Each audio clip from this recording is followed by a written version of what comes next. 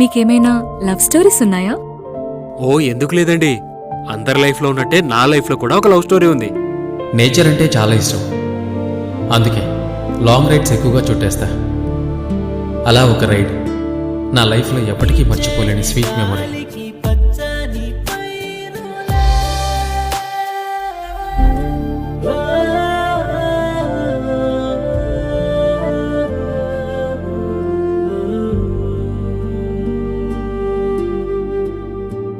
సినిమాల ప్రభావం చాలా ఎక్కువైంది ఈ మధ్య. అసలు ఏమైందో అడగకముందే కొడితే ఎలా? ఈ మతాలు కులాలు పక్కన పెడితే ఆ నింగిలో ప్రతిరోజు వచ్చే చంద్రుడు అమావాస్య రోజు లేకపోతే ఎలా ఉంటుందో, ఒక అమ్మాయి నుదుటి మీద బొట్టు లేకపోతే కూడా అంతే. ఒక్కసారి ఆ నుదుటి మీద బొట్టు పెట్టుకో, నీకు నువ్వే ఒక నిండు జాబిల్లాగా కనిపిస్తావు. నేను ఇంత హ్యాపీగా ఉన్నానంటే దానికి కారణం అది నువ్వు. నాకు నీతో లవ్ ఎట్ ఫస్ట్ సైట్. ప్రయాణం చేసే ప్రతి దారిలో స్పీడ్ బ్రేకర్లా నా లైఫ్లో ఎదురైన స్పీడ్ బ్రేకర్ జోసఫ్, ఆన్యాకి ఫాదర్. కొన్ని మలయాళం సినిమాల్లో విలన్ లాగే ఉంటారు ఈ తండ్రులంతా, ఈయన కూడా అంతే.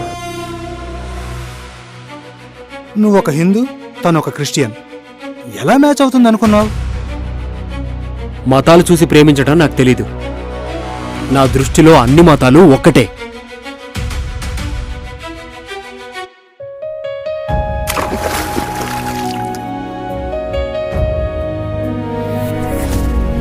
నువ్వు పుట్టిన ఒక పవిత్రమైన క్రైస్తవ మతంలో,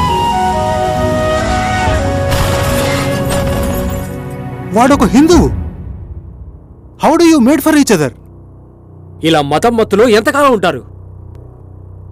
మతం మతం అని వేరు చేసి మాట్లాడటం ఒక్కటే తెలుసు. ఇద్దరు ప్రేమికులు కలిసేటప్పుడు లేని మతం కలిసి ఉన్నప్పుడు ఎందుకు? ప్రేమ ముందు ఇవన్నీ చిన్నవే కదా. మరి తర్వాత ఏమైంది? చెప్పేదానికన్నా విజువల్ చూడు.